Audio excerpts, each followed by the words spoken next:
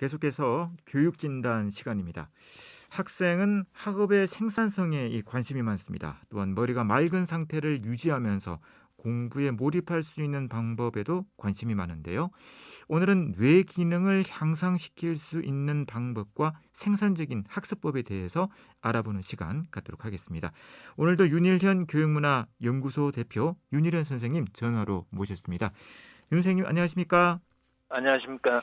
뇌 기능을 향상시킬 수 있는 방법 정말 있는 겁니까? 예, 그 이야기를 하기 전에 먼저 우리 많은 학생들이 경험하는 이야기를 좀 할까 합니다.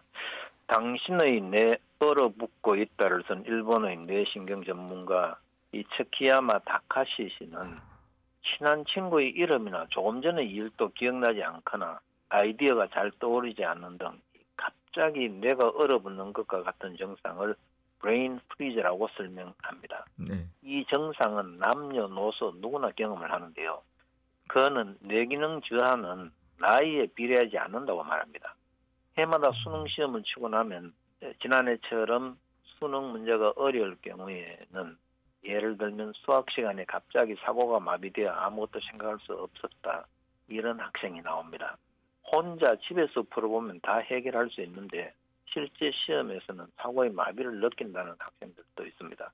학생들이 겪는 전형적인 브레인 프리즈 현상입니다. 많은 학생들이 결정적인 순간에 뇌가 얼어붙는 마비 증상을 경험하고 있는데 이 츠키야마 다카시는 한 분야에만 계속 집중하는 사람이나 인터넷 의존도가 높은 젊은이에게 이런 증상이 나타날 확률이 높다고 설명을 합니다. 네. 하루 종일 학교에서 수업하고 마치자마자 잠시의 휴식도 없이 밤늦도록 학원에서 공부하고 심지어 주말에도 학원에 가거나 과외를 받는 학생 역시 위험할 수 있다는 말입니다. 자발성이 결여된 일방적인 주입식 수업의 연속도 뇌 기능을 저하시킬 수 있습니다. 아무리 학원에 다녀도 성적이 오르지 않는 학생은 단조로운 생활의 반복 때문에 뇌가 지쳐 있지 않는가를 점검해 볼 필요가 있다는 것이죠. 그래서 저는 이 감탄과 성취감을 강조하고 싶은데요. 뇌 기능은 감탄과 감동과 성취감을 통해 향상된다고 합니다. 네. 최고의 감탄은 자연의 신비와 경이를 통해 경험하게 된다고 합니다. 가장 가치 있고 오래가는 감동은 좋은 음악 혹은 훌륭한 작품을 통해 경험할 수 있다고 하죠. 내가 느끼는 최고의 쾌락은 성취감인데요. 한치의 여유도 없는 각박한 삶에서 이런 것들을 경험하기가 참 어렵습니다. 도시 학생들의 상당수는 방과 후 시간을 학원 아니면 컴퓨터 앞에 앉아서 보내죠. 여가 시간에 온통 컴퓨터 앞에 앉아있는 학생은 그렇지 않은 학생보다 브레인 프리즈 증상을 겪을 가능성이 훨씬 더 높다고 합니다.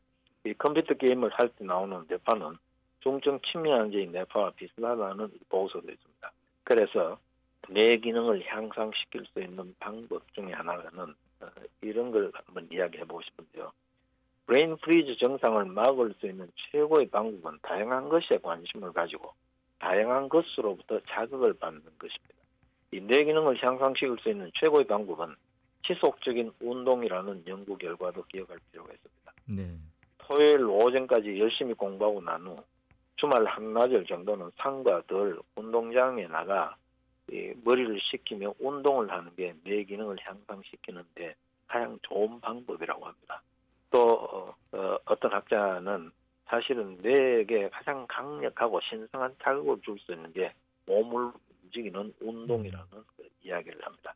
그래서 몸과 마음을 늘 신선하게 유지할 수 있도록 학생 본인도 부모님도 함께 노력하면 좋을 것 같습니다. 네. 자, 즐겁게 공부하면 좋을 텐데요. 자, 우리가 좀 적극적으로 즐겁게 지속적으로 공부하기 위해서 어떤 부분들에 신경을 써야 할까요? 예, 우리는 공부는 재미없다는 이야기를 당연하게 받아들이기도 합니다. 물론 우리나라 사람만 그렇게 생각하는 것은 아닙니다. 이 외국의 한 조사 결과에 따르면 공부에 대한 긍정적인 생각이 초등학교에 들어가기 전에는 82% 정도에 이르다가 17살이 되면 극적으로 감소해 평균 18%에 그친다고 이야기를 합니다. 전 세계 학생 대부분이 공부를 싫어하는 것은 사실입니다. 그런데 우리나라 학생들의 공부 깊이 정도는 더 심각하다고 이야기를 합니다. 이미 초등학교 4학년 정도부터 공부를 싫어하기 시작해서 중학교 입학해서 첫 시험을 치를 때 그 고비를 맞는다고 합니다. 시험을 한 번 볼 때마다 공부 깊이 현상은 점점 강해진다고 합니다. 특히 공부를 정말 싫어하게 만드는 결정적인 계기는 고등학교에 들어간 뒤에 보는 첫 모의고사라는 이야기를 하죠. 그래서 우리가 흔히 중학교 마치고 고등학교 들어갈 때쯤 되면은 이 고등학교 입학해서 치는 첫 모의고사 혹은 첫 시험이 나머지 고교 3년을 좌우한다, 이런 협박성 그 위협을 가하기도 하죠, 학생들에게. 이 시험과 성적 부진에 따른 부담감과 후유증은 매우 심각한 문제입니다. 이 학생들은 일반적으로 공부도 하기 싫지만 공부 때문에 포기해야 할 다른 일이 너무 많다고 느낍니다. 하루빨리 어른이 되어 공부에서 벗어나고 싶다는 생각을 하게 되죠. 우리 청소년들이 가진 가장 큰 욕구는 공부에서 해방되고 싶은 욕구라는 걸 우리가 어떻게 이 부분을 슬기롭게 극복할 수 있게 해주느냐가 문제가 되겠죠. 하고 싶다는 욕구 없이 시작하는 공부가 잘 될 리가 없습니다. 이 정신만 차리면 되겠지라고 마음 먹어도 며칠 지나면 전과 똑같이 공부가 지겨워지는데요. 이 욕구 없는 공부, 정남이 떨어지고 지긋지긋한 공부, 그런 공부하고는 차라리 이별하는 게 낫다고 어떤 전문가는 또 그렇게 말하기도 하죠.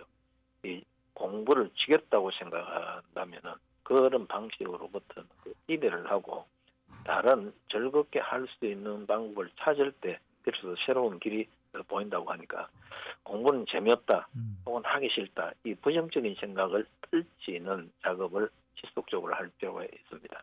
네. 흔히 이성적 공부와 감성적 공부가 있다고도 하는데요. 이 두 가지를 좀 설명을 해주시고 생산적인 학습법에 대한 조언도 부탁드리겠습니다. 예, 두뇌 과학자들은 이 두뇌가 중요한 판단을 내릴 때 의식보다는 감성에 의존한다는 사실을 밝혀내고 있습니다. 이 감성의 역할을 규명함으로써 두뇌 과학은 인간은 이성적 존재라는 이 전통적인 생각을 뒤집게 되었습니다. 우리 행동에 결정적인 영향을 미치는 것은 이성이 아닌 감성입니다. 잠재의식 속에서 작동하는 정서적인 기억이 나에게 명령을 내리는 것이죠.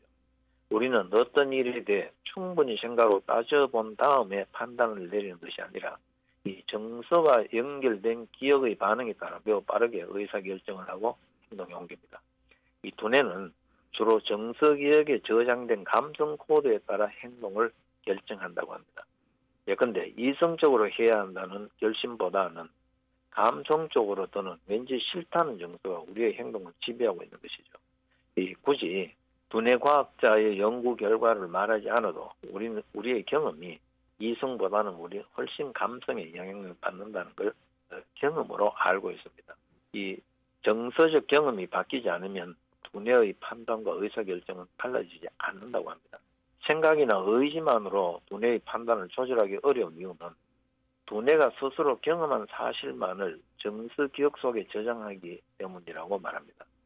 정서 기억의 뼈대를 이루는 것은 즐거웠다, 지루했다, 또는 기뻤다, 슬펐다는 이 느낌이고 그때마다 달라지는 신체 반응이 있다고 하죠. 이 느낌에 따라 몸이 긴장된다거나 편해진다거나 하는 이런 신체 반응을 우리는 관심을 가지고 지켜보고 따져볼 필요가 있습니다. 그래서 두뇌를 설득해서 공부 욕구를 갖게 하는 지름길은 공부에 대한 긍정적인 정서를 지속적으로 경험하게 하는 것입니다. 이 냉철한 이성적 판단만으로 공부에 열중하게 된 경우를 잘 찾아보기 어렵습니다. 길게 가면은 어떤 계기를 통해 자연스럽게 공부 욕구가 생기는 게 아주 중요하죠. 그래서 이성적인 공부는 이성적인 판단에서 공부해야겠다는 것은 유효기간이 짧은 반면에 상당히 감성적이고 정서적으로 자극해서 또 마음이 움직이는 것은 상당히 오래 갈 수 있고 또 슬럼프도 줄일 수 있다고 이야기를 합니다. 그래서 우리는 이성적인 어떤 그 방법이 더 중요하냐, 감성적이 중요하냐, 이것보다는 둘이 원활하게 조화를 이룰 수 있게 하는 지혜를 발휘해야 될 것 같습니다. 네, 오늘 말씀 대단히 감사합니다. 잘 들었습니다. 네, 윤일현 교육문화 연구소 대표 윤일현 선생님이었습니다.